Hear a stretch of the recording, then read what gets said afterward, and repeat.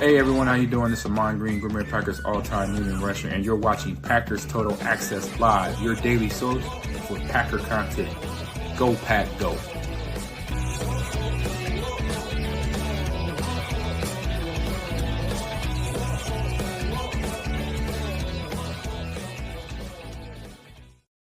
What's up, guys? Welcome into Packers Total Access. My name is Clayton. You can check us out on packernet.com. Find me on Twitter at Packers_access. We are live on YouTube, X, and Rumble. You can also find this in podcast form. Just search Packernet. That's one word, Packernet.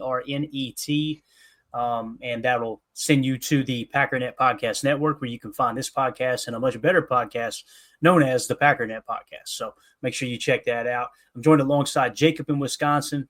Also, I think he might be in the office tonight. We got Emilio, a.k.a. Excelio, in Tennessee. And then, of course, we got Tim up there in God's country, Green Bay, Wisconsin. So hopefully everybody had an awesome day. I know the weather is a little, I don't know what you would call it. What's the word here? I don't think schizophrenic's the right term. What is it, guys, when they can't make their mind up? It's just back and forth. You never know what you're going to get. But my face is blistered today from this cold wind. I know that. So how's everybody doing? Doing good, man. Happy to be here. How you doing over there, Captain America? You doing good? Yeah. Hey, I'm great.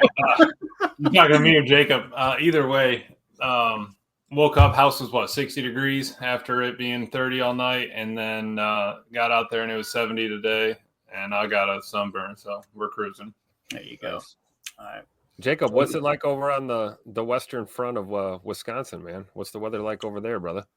It was actually beautiful today. It was about 55, a little sunny. Wind's just a little breeze, you know. Nice. Beautiful. Good. Same here.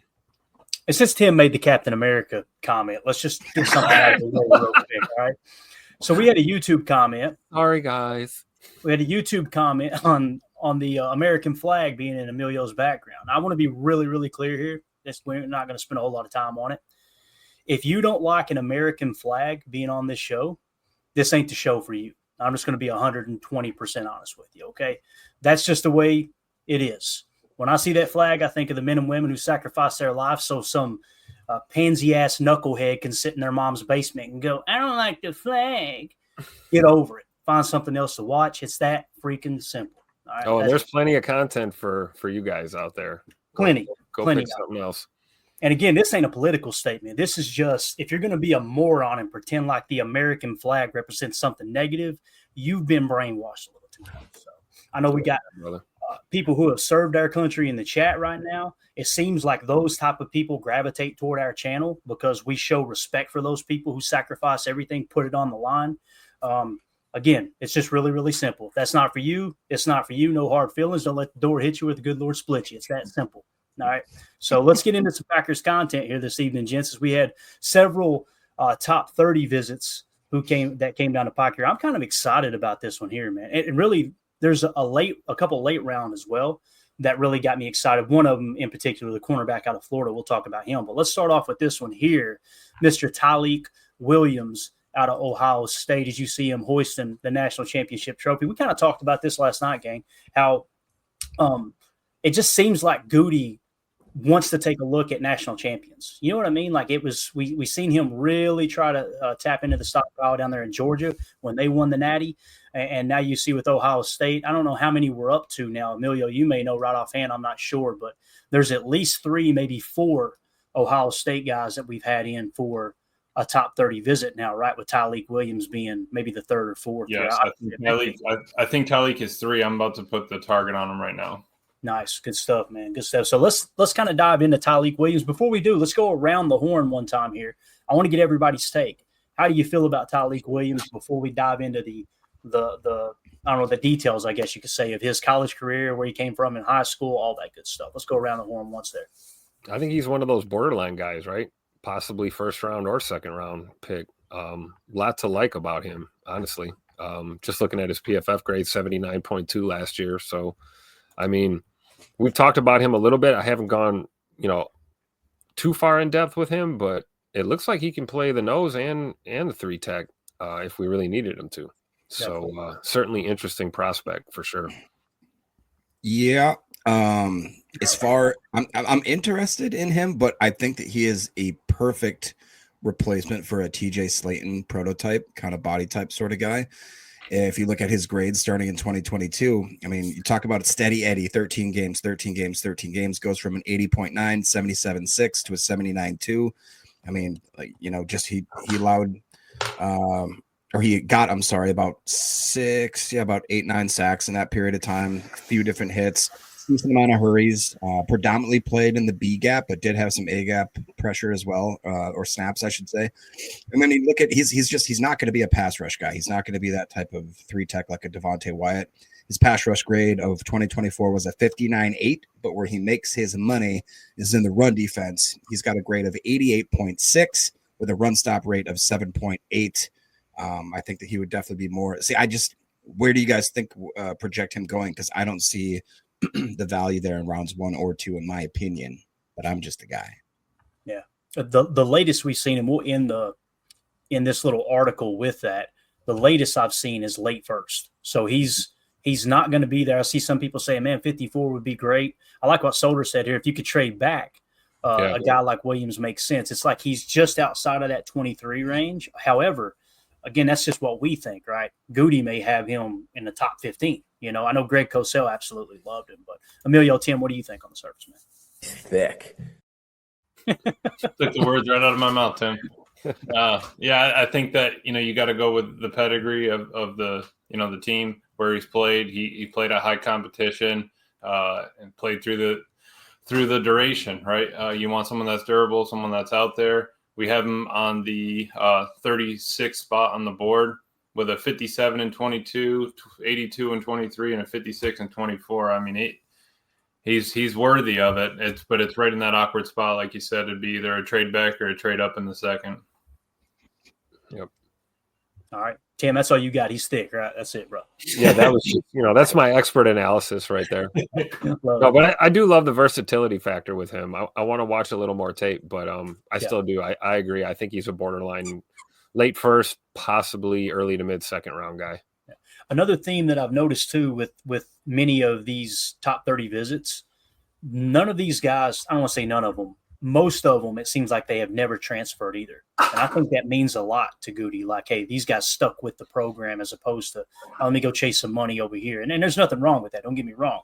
But I think Goody's looking for those type of guys that buy into a program, buy into something bigger than them, as opposed to where can I go get my big break type thing. J. Cole asked a great question. TJ Sanders or Tyleik Williams?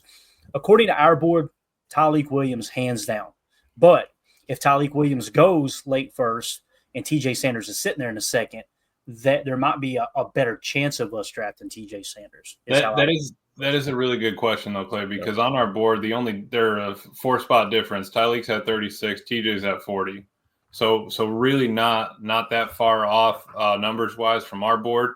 I think that's a good toss up. You know, it's whoever you like more. They both have a target at this point.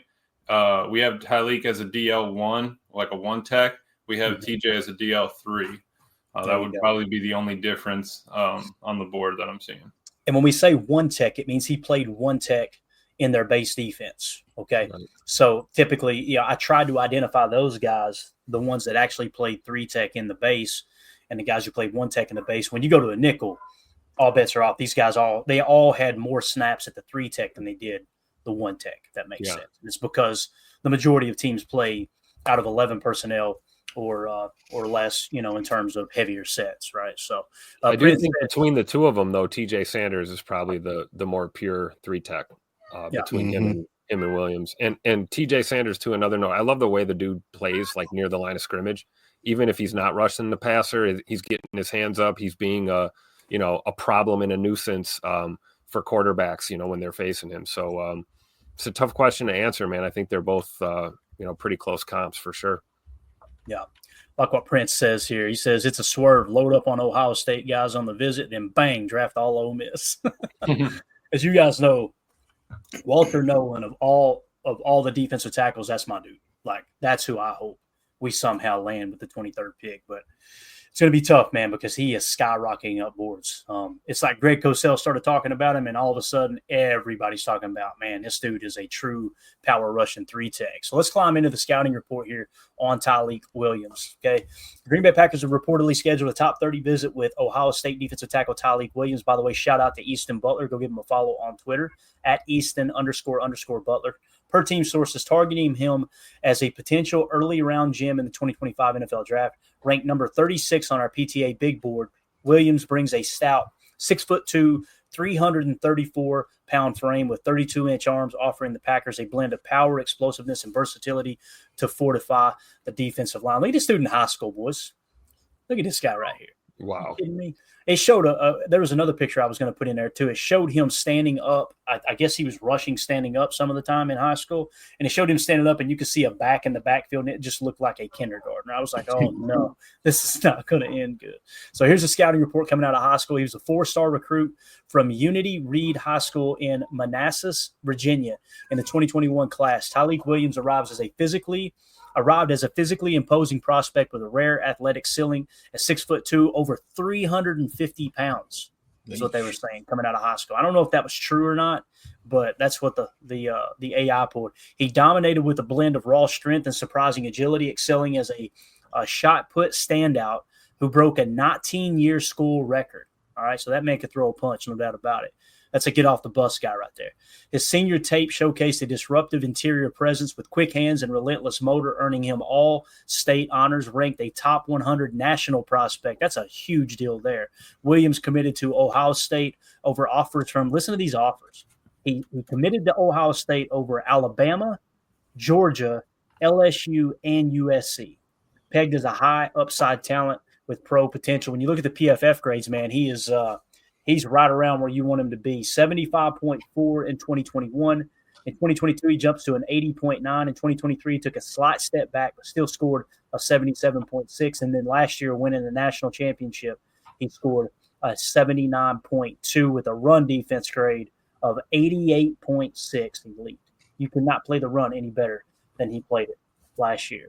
So, believe me, I seen it firsthand watching those guys stop Riley Leonard in the national championship. It was like, yeah, Riley, this ain't going to work today, bub. These guys are just too big and too good on Ohio State's defensive front.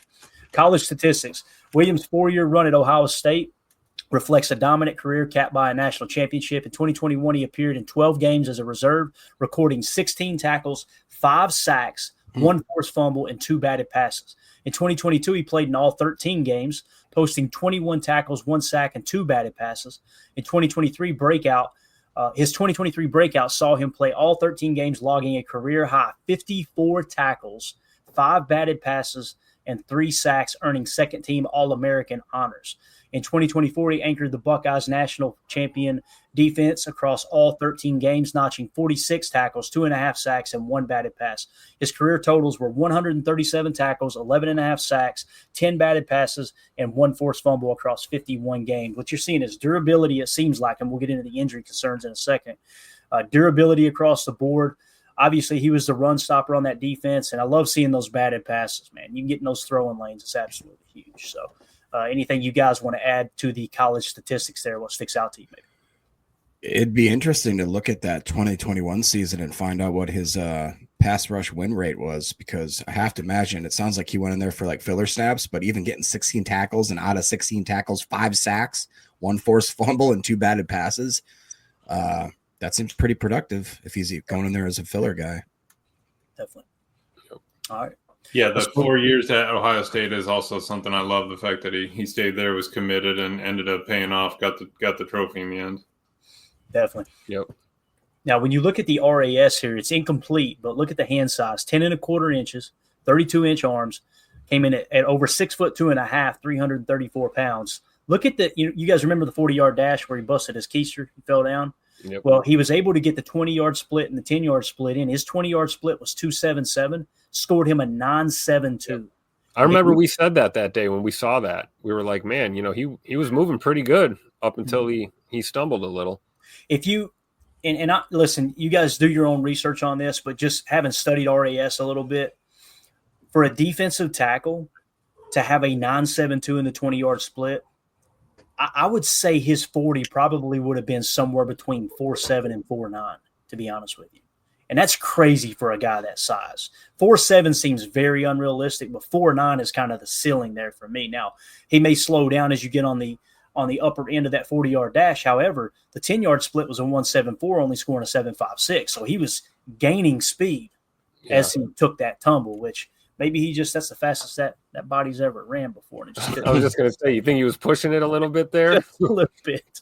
I love the way he, more so than the 20-yard split, the way he reacted to it on Twitter was absolutely awesome. Laughing at himself and just like, man, I'm really, really liking Tyleik Williams. He was redlining that thing. I mean, it was bouncing off the limiter. I was excited to see it. That's one of those where you just snip the cord going to the hours on that mower, right? Yeah. Right. Oh, yeah. Yeah. We'll just pretend like it still says 275. Sold as is. As is. As is. That's right. Well, why doesn't the clock work on? Don't worry about that, sir. This thing runs like a champ. Let me tell you. Detailed scouting report entering the draft at the combine. Williams measured at 6'2", 334 with 32-inch arms. His 40-yard dash was incomplete after a spill, but he clocked a blistering 2.77 20-yard split before the fall, highlighting elite burst for his size. His 2024 tape reveals a disruptive three-tech, and that's what we're talking about in their nickel defense, who resets the line of scrimmage with explosive power, active hands, and a low center of gravity. Perfectly suited for Green Bay's attacking front. He sheds blockers with ease in the run game and flashes pass rush upside with the bull rush and swim move. Though his shorter arms can limit extension against longer linemen, his agility and strength suggest a high ceiling as a three-down player, projecting him as a late day one pick with early starter potential. I love that picture right there, too. I hate that it's against Notre Dame, but look at that big boy in the air right there. I love him. I'm pretty sure that's Riley Leonard there, too. It looks like it might be his number there on the shoulder. So, yeah, he's definitely athletic. There's no doubt about it, man. Absolutely. I was just going to read off on the PFF's draft guide. They have a write-up on him. Just give you his strengths and weaknesses real quick. Strengths: compact, powerful stance pre-snap for a strong base, versatile frame to play both nose and three-tech, explosive first step to shoot gaps and generate power, vastly improved hand speed, precision, and purpose in 2024, effective corkscrew technique to hold up against double teams. Weaknesses: tends to pop up too quickly, causing him to lose leverage, struggles to hold ground against combo blocks, needs to develop a deeper arsenal of pass rush moves, and momentum and speed to power conversion fade quickly, is what they have. And they have him as a career pass rush win rate remain below 10%. But, I liked everything in the strength category there. I mean, power, shoot gaps, able to corkscrew doubles. I mean, he's got some techniques to stop the run, absolutely. And, I think, you can work with pass rushes, but we did lose TJ. Yeah, the big thing. I was just going to say, tell me this isn't, if you're trying to draft a TJ replacement, this might be your guy right here. Completely agree, Tim. Completely agree. Let Devontae Wyatt be the pass rushing D-tackle, throw him in the one tech and let him just eat against the run. That's what it kind of feels like. Doug Kirchner says, do you think his numbers are elevated because of the rest of the talent on the Ohio State D line? I kind of feel like some of their numbers are elevated because of him. Like him being in that one tech in the base, he's eating the double teams, right? And then you look at Jack Sawyer and you hear pro scouts talk about Jack Sawyer, and they're like, yeah, I don't know what this guy is. Kind of a tweener. Is he going to be a stack backer? Can he actually rush in the NFL? So you hear things like that, and then you hear scouts and people like Greg Cosell talk about Tyleik, and they're like, this dude's a monster. So I kind of feel like it's the opposite of that, to be honest with you, Doug. Like if they had another Tyleik Williams in the A gap, playing that one tech in their base and him in the three all the time, I feel like his numbers would have been even better. Good luck single blocking this dude, It just seems, and again, Greg Cosell always talks about you can teach finesse moves. You can teach those finesse rushes. You cannot teach power. You've either got it or you don't. And that's the big thing about Walter Nolan is like that power rushing ability is something that is at a premium in the NFL. That's like with Gary. Rashawn Gary took a step back this year, although he's still, again, we just pointed out last night the Packers were 8th in the league in sacks. Rashawn Gary led the team in sacks. He led the team in pressure percentage, other than Brenton Cox Jr., who had, far fewer snaps. But what's the thing about Gary that's slowing him down, in my opinion? What do we see every offseason? Him working on the quick moves, right? Working on the quick moves and this and that. It's like, bro, all he needs to do is throw that hand underneath the breastplate, one arm, that straight arm rush that he does, and just overpower guys. Yep. I feel like they've tried to do too much. And then when you read between the lines, who got fired in Green Bay this year? Yep. Rebrovich, right? So it's like, I don't know, man. I'd like to see him get back to just a straight power rush. Ross Tucker talks about that a lot, Clay, right? I mean, you can beat me with, all right, yeah, you can beat me with a finesse move once or twice, but if you can't beat me with power, I'm going to have your number. Like the game. Because you're content to just give those 1 or 2 times up per game, right? And then just beat them all day long. Make sure you're anchored against the power, right? That's exactly what they talk about. So, all right. Look at this. Joseph coming in hot. He says, I personally take Tyleik over Nolan. I like it, man. Good stuff, dude. Good stuff. Let's see. I like this right here, too. Dave's MX6 Garcia says he said he would have ran a 4.849 if he didn't fall. I don't know. I'm not a doctor. I see that's pretty accurate right there with the rate he was going at. So injury and character concerns. Hold on tight here, Jacob. This may turn you off, though. You ready for this? Oh, boy. Williams, he said, really? Williams has been a rock, playing 51 games with no significant absences. His combine spill raised eyebrows, but he quickly downplayed it as a cramp similar to Jacob's struggles on the pole at the office. Not a structural concern. A 2022 ankle tweak was his only minor setback, costing him minimal time. Off the field, listen to this. Off the field, he's a coach's dream. Humble, hardworking, and a locker room unifier. A multi-sport athlete in high school, both track and football, Williams carries a spotless reputation with 0 off-field red flags. Sounds like a Green Bay Packer. Yes. When you look at the way the projection has worked throughout this whole draft process, this is crazy. We haven't played any football, right? Well, since January 3rd, right? And they end up winning the Natty somewhere in this window here, right, in January. But he has done nothing but sink, right? But when you go to the latest mock drafts, look at where he's at here. Okay, so April 8th, he was mocked by Yahoo, by the Yahoo staff as going number 30 to the Bills. April 8th, FTN Fantasy, Jeff Ratcliffe mocked him number 19 to the Buccaneers. Fox Sports Rob Rang on April 8th mocked him 30 to the Bills. College Football Network, Logan Lazar, I ain't even going to try to say it. Logan over there at the College Football Network, he had him going number 30 to the Bills. Football Nick had him going 27 to the Ravens. NFL Spin Zone had him going 28 to the Lions. So this is a dude that just because our board shows him in the 36th spot doesn't necessarily mean we're right. That's just, you guys know how our board shakes out, right? We're not going to change it. If he's there at 23 and people truly do have it, like you see here, he went to Arizona 16th. That was April 2nd, 16th. If Goody has a grade on him similar to that range, they'll take him at 23, no problem. So this question is there going to be a better defensive tackle on the board when he is taken? So draft projection, Tyleik Williams profiles as a late first-round prospect in the 2025 NFL Draft, backed by his number 36 ranking on a PTA big board. His speed off the line and proven production make him an instant impact candidate for the Packers, who could target him late in round 1 to pair with their young core. His ceiling as a disruptive starter hinges on refining his pass rush arsenal, while his floor as a run-stuffing rotational piece aligns with Green Bay's history of developing linemen like Kenny Clark, a high-upside talent whose combine buzz and tape make him a name to watch as the draft nears. So any final thoughts here on Tyleik Williams, gentlemen? I think he's definitely going to be climbing up people's radar. He does seem like that type of pick where everybody would they'd announce the pick, everybody turns around, they're like, why, who, what? And then all of a sudden you dive into him and you figure out, okay, guy's kind of a monster, kind of fits a lot of positions of need. Like you said, the off the field lack of issues, and it sounds like he's just absolutely a gem to work with if you're a coach. The fact that he seems like he likes to play football, he wants to play football. The need of him filling in for that Slayton pick, it does look like a pretty intriguing option if you're Goody there at 23. I'd love it even better if we still had a way to trade back. If he's still available, I feel a lot better about that pickup for sure. And the fact that he seems like he doesn't miss a lot of time, also very intriguing. Yeah. What do you boys think? Anything else on Tyleik before we move on to the next one here? I mean, looking at those other mocks, I mean, he could just as easily be a Buffalo Bill too, right? I mean, they're kind of almost, a lot of times I look at the Bills, man, and they're kind of like the Packers of the AFC sometimes when you look at them. and kind of their trajectory that they've been on, these past like 8 to 10 seasons, really. And he looks like he would fit the mold there as well. So I agree with that thought process that, it's not unheard of for Goody to go get his guy. Whether we think he's, reaching or not is irrelevant. He's not going to care. So if Tyleik is on the board at 23, I could see Goody pulling the trigger if he's that high on him. Yeah. All right.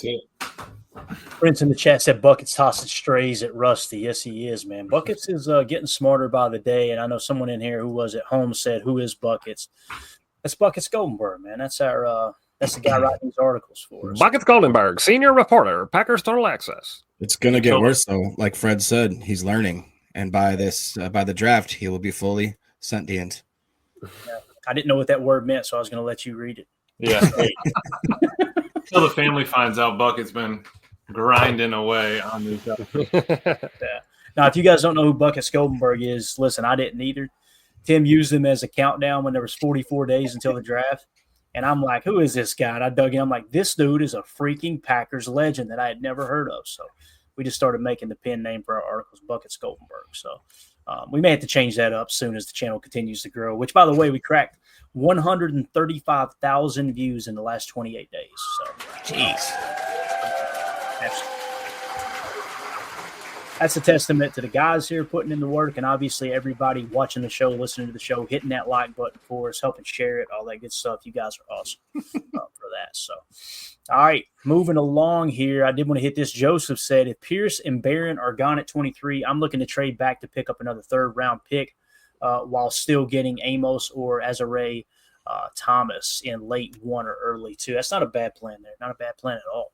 There's so many prospects in this draft, guys, that we've covered that I like, that I'm just like, man, I'd be okay with just about any of these dudes, especially in the first 3 rounds. You can find something to like all throughout that. Now, we know Goody will pop up in round 3 and draft somebody. We got a 5th-round grade on him. We'll be like, who the hell is this guy? And then all of a sudden he'll ball out next year. So that's the way that works. But, all right, moving along onto the next top 30 visit. Let's move on to offensive tackle, because when we get through with the cornerback we're going to highlight, we're going to dive into the cornerback room.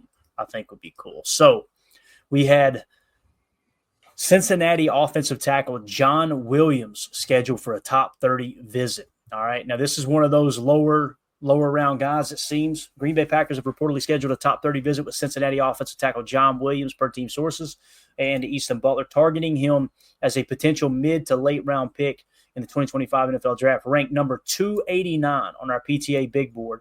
Williams brings a robust 6'4", 322-pound frame with 11-inch hands and 33.88-inch arms. That's some long arms on that tackle right there, offering the Packers a blend of size, strength, and reach to bolster their offensive line depth and future-proof their tackle core. Scouting report coming out of high school. Look at this dude. When he signed with Cincinnati, that was the first photo shoot he did. I like the visor, by the way. A 3-star recruit from Bolingbrook High School in Bolingbrook, Illinois, in the 2020 class. John Williams arrives as a raw but physically imposing prospect, 6'4", 290.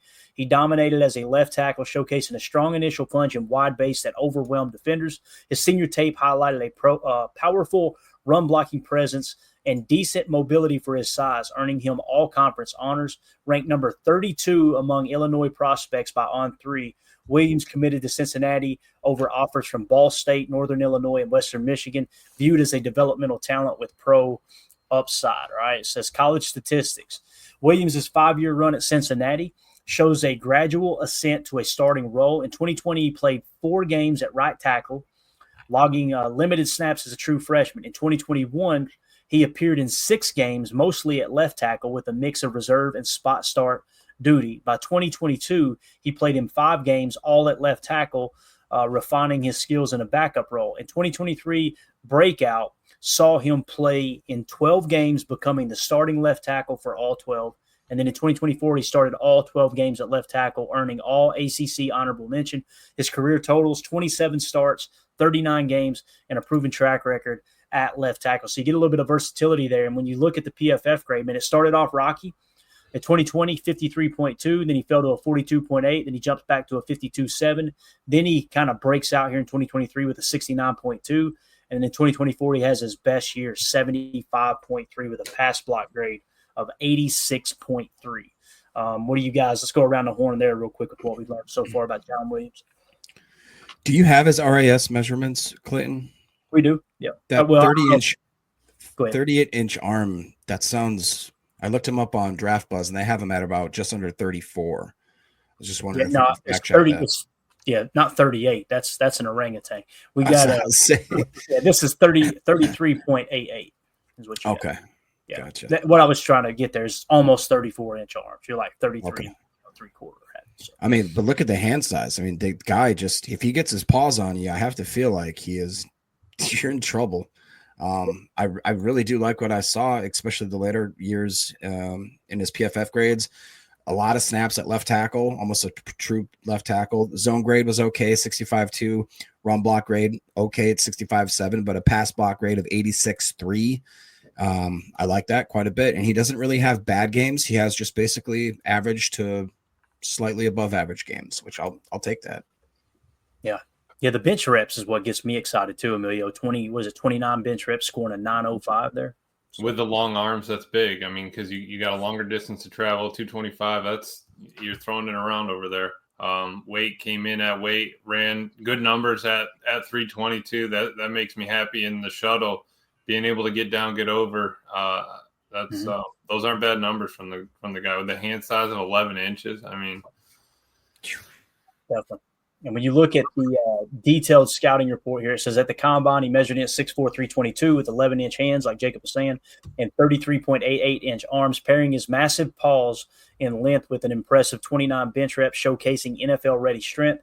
His 2024 tape highlights a powerful run blocker who excels in the Packers' outside zone scheme, using his size to displace defenders and his hands to latch and steer. In pass protection, he's a steady anchor with good arm extension to keep rushers at bay, though his foot speed can lag against quicker edges. His athletic testing was incomplete, but his on-field play suggests a day 3 pick with swing tackle potential and guard versatility. Could you imagine him at guard too, man? That seems like with those kind of arms, boy, I'm telling you, that's solid. And then when you look at what's happened to him across this whole process, at the end of the college football season, he was just inside the top 200, right? And by February 12th, he just sinks all the way out of sight. Like he's down around 386. Then he magically, I guess that's around the combine, maybe when they measured in. I can't remember what date the combine was in, but he jumps all the way back up to somewhere around what appears to be like, I don't know, 225-ish, something in there. Dips back down again and then settles in at 250. When you look at the recent mock drafts here, Tim, here's what we got, man. And you got to kind of comb through there because they don't have them in perfect order. But back in February, on February 20th, he was seen as a 5th-round pick according to Pro Football Focus in that mock draft that Josh did. November 20th, you go back a little bit further, he was a 3rd-round pick. And then here lately, ESPN, Sporting News, Pro Football Focus, Sports Talk, all those guys had him anywhere from 185 to 193. So I think what you're looking at here, I think that 3rd rounder is so far removed. He's probably closer to like a 5th or a 6th, maybe the undrafted talent. Tim, how do you feel about this dude, man, John Williams? I mean, just looking at him, he looks like a guy that's kind of just really hitting his stride. I think you look at the change from 23 to 24 in his game and the progress that he's made. I mean, you got to think, even though he'll be 24 in his rookie year, big deal. This guy's playing on the line. He can block, right, Emilio? He can block. Yeah. And it doesn't surprise me that they had a mock to Kansas City early on late last year there. Makes a whole lot of sense the way they invest in their O-line over there. So I think he could be a potential, top 200 pick for sure, depending on where you have him right now. Yeah. I think, what were you going to say, Jacob? Nothing. He's a freaking genius too. Apparently he's studying like aerodynamic engineering. So he's got the brains. Got the Dobbs thing there going. Yeah. I like that. But honestly, when I was listening to DJ and Buck, they were talking about, when you get a prospect that's maybe a 4th or 5th rounder, instead of putting that 4th or 5th round tag on him, what can he be? He's going to be is he going to be a backup? Is he going to be a backup that can start? Does he have starter potential? Is he just going to be a developmental guy? Is he a developmental guy with high upside? Those sort of things that I think that you could look at hand size, arm length, still being able to put up that kind of weight. We get him in the gym. That's a upside Packer kind of guy, that a typical pick that we would see, right? Somebody that's a freak athlete that we can, hone him in a little bit more. Yeah. So here's the draft projection. John Williams profiles as a 4th to 5th round prospect in the 2025 NFL draft, backed by his number 289 spot on our PTA big board. His size, strength, and 27 starts making him an intriguing developmental fit for the Packers, who could snag him in the mid-rounds to groom behind starters like Rasheed Walker or Zach Tom. His ceiling as a potential starter hinges on refining his footwork, while his floor as a versatile backup aligns with Green Bay's track record of molding linemen into contributors, a sleeper with upside as draft season heats up. So it seems like one of the common threads here, the common themes with Goody in this whole draft process, he's looking at several offensive tackles really late in the draft to kind of feel like, hey, let's find that next Rasheed Walker, throw him on the bench for a year or two, and then all of a sudden, bang, pop him into the lineup. And if you don't have anything there, what do you have to lose, right? You just cut bait. There's no dead cap attached, or very, very minimal anyway, and you're good to go. So I'm excited to see where John Williams goes here, man. Again, I don't see him going in third like that early mock had, but if he's hanging around round 5 or 6, even though we've got him on the 289 spot on our board, I think there's enough there that Goody sees something and goes, hey, the physical traits are just too good to pass up on there. Again, you can coach a lot of things. You can't coach size. You can't coach that 33, almost 34-inch arms like Emilio said, with scoring over a 9 in your bench press reps. I mean, that's just crazy, absolutely crazy. So anything else on John Williams before we move forward, gents? Just what Fred said, -3 on Excelio's board due to Glover's threat to roster spot. I think that's a very fair point. There you go. All right, Coach Lynn has a question. Do you think we take an O-line in the first 3 rounds? Man, that's a great question. I see people saying if we take an offensive tackle in the first round, they're going to burn Twitter to the ground. Take an offensive tackle in the first round, it means stud. That's the way I see it. Goody knows how to draft offensive linemen. And I'm just still amazed at how many people have given up on Jordan Morgan. It's just like the dude was hurt coming out of camp, tried to battle through it, re-hurt that shoulder throughout the season. He was basically splitting starter reps as a rookie with Sean Ryan, who took a pretty big step forward, in my opinion, this year. Like, I don't understand the hate for Jordan Morgan. But it's amazing how some of those same people, they're acting like Jordan Morgan's a bust because he was hurt, but they're also saying that Jacob Monk should start at center. And I'm like, what? He was the 3rd-string center. Like, when our center went down, they didn't even trust to put him in as the backup center. Right. But we're sold on him without seeing anything. And here Jordan Morgan was essentially taking that right guard spot away from Sean Ryan for the most part. It's just that really boggles my mind, man.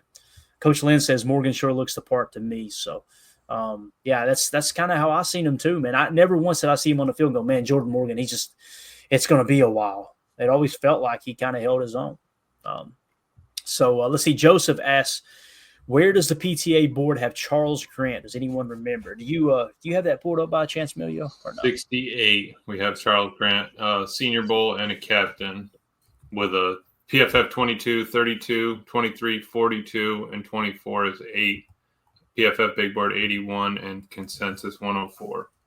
Good stuff, man. Good stuff. And then Drew D asks a cornerback question here. Where do we have Jordan Hancock at Ohio State? I think he's underrated. Do we have him on the board? We have him 255. We have him as a cornerback, versatile. 23 was 291, 24 130. PFF Big Board 208, consensus 175. Gotcha. So everything across the board kind of agreeing there with where we got him. Yeah, right. So, got it. Good stuff, man. All right.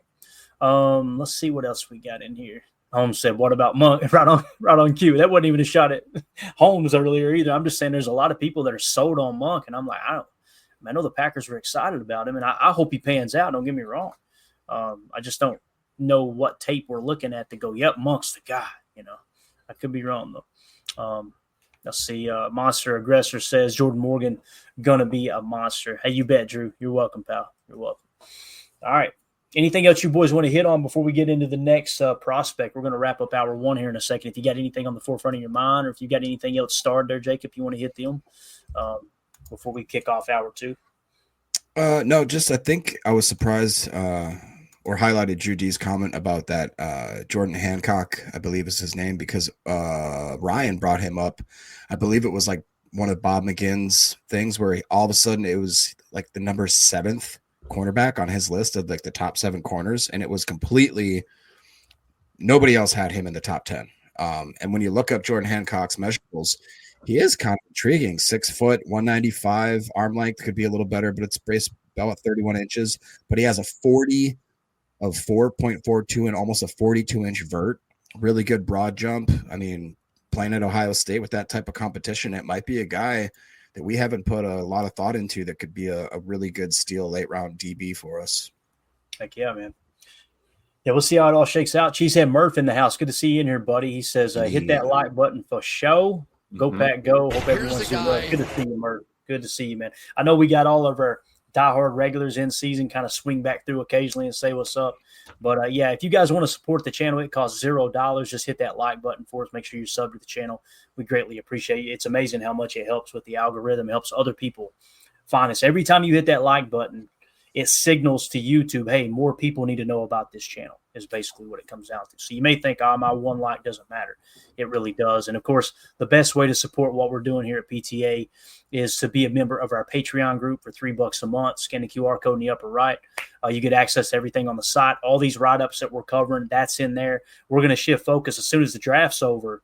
We're going to be doing some exclusive chalk talks on the guys that we draft, and we'll make sure that those are uploaded as well as the chalk talks from last season. You'll have all that access right there at your fingertips in our Patreon group. I've gotten really good feedback from the Patreon group. They're like, dude, this is really, I mean, it's a lot of info. It really is. And like I said, for one trip to Chick-fil-A, you could pay that thing off for the whole year, be done. I mean, under $40 and you're out the door.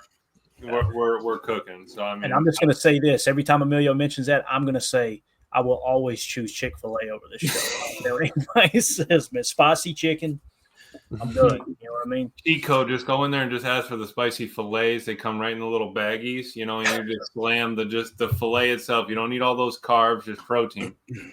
Dude, I've still never had Chick-fil-A. You guys know that? What? There's none near me. Is there a Chick-fil-A in your hometown at all, Jacob? Nowhere. Is there a Chick-fil-A in the Minnesota area border? Yeah.